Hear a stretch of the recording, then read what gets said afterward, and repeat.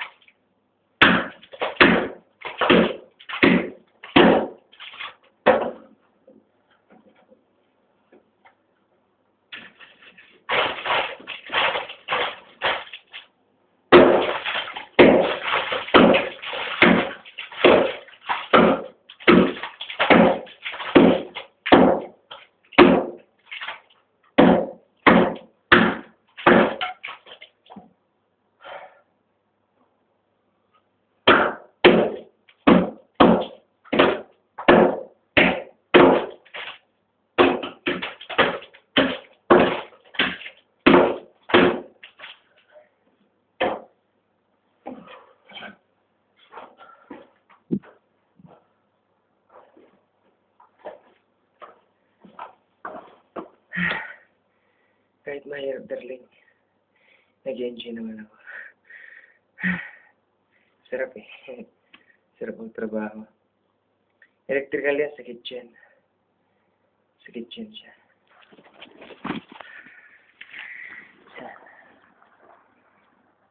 Ito yung kitchen. Yan sa lababo. Babagbagin ko pa yun. Yun nasa gilid doon. Babagbagin ko pa yun. Dito. Sa heater. Sa exhaust fan. Yan. Ito naman. Mga outlet. Mga electrical stove.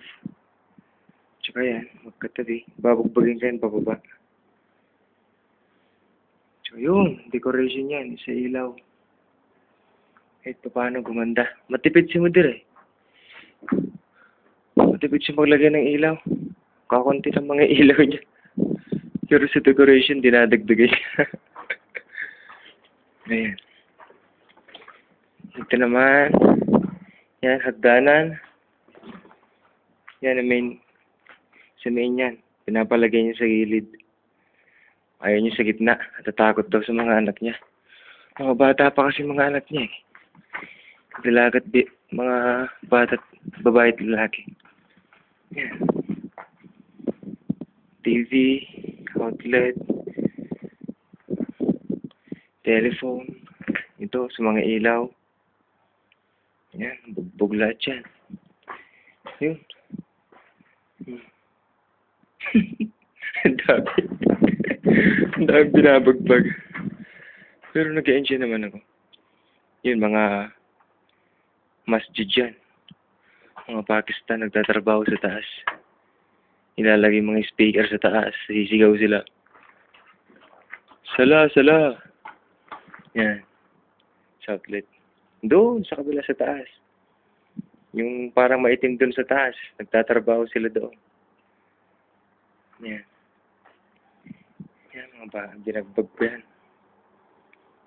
Ang dami eh. Pero masarap. Kahit madami. Nag-enjoy ako. Yan, ang daming outlet. Mga outlet. Yan. Ito. Decoration.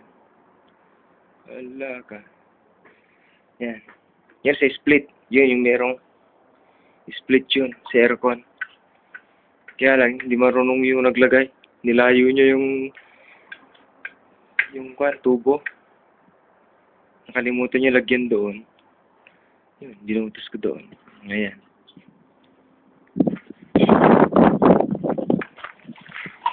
Yan ang masjid. Katabi lang ng mudir ko yung simbahan na pinapatayo. Paano ko kaya madadalang mudir ko? Paano niya makikilala si Jesus Christ na tagapagligtas natin kung katabi niya mismo masjid? Masjid Mosque po, yan. Ang dami eh. Kabilaan yan, ginagawang bahay. Yan, magpipintura lang yan. Tapos na. Dami. Balik tayo dito. Dito naman sa kaliwa. Hindi man ng electrical dito, ng electrician. Yan, yung bahay na yan. Kinausap ako ng may-ari. Gagawin ko electrical. Ang gumagawa dyan, Bangladesh. Kaya lang, ayaw niya yata yung instalasyon at saka yung tubero. Kinausap niya ako dito. Gagawin ko daw yan. Sana nga. Para tumas naman yung sahod. Kunti pala sahod ko. Gusto mong tumas ang sahod ko. Ay, hallelujah. Napapay noon. Yan. Yan ang buhay. Tiyaga lang. Tiyaga lang. Tiyaga lang yan. Ilang palapag yan. Hanggang doon sa taas.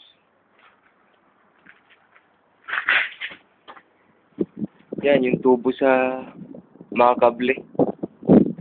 Ito. Yan ang gagawin ko. Sa bus bar. Sa busbar yan. Ito yung pinaka-main panel, pinaka-main breaker. Tapos dito, yan. Ganun sila. Kaya itong isa, sa second floor, ito, sa first floor, ito, sa ground floor. Yan, ganyan ang buhay. Yan ang ilaw. Ilaw yan. Oo, yan. May ilaw yan. Diyan nakalagay yan. Ay, praise God. Yan ang buhay. Pero nga sila, kahit pa paano, nakakaraos naman. Ay, darling. Pagkita mo to sa anak natin, darling na. Para naman makita niya yung mukha ko. I love you so much. Sige, papatayin ka na. Hindi ko mapatay eh.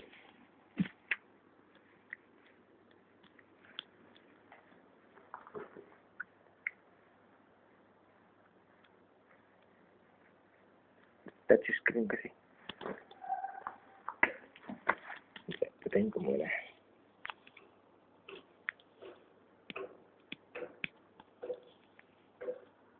Ayaw niyang mamatay.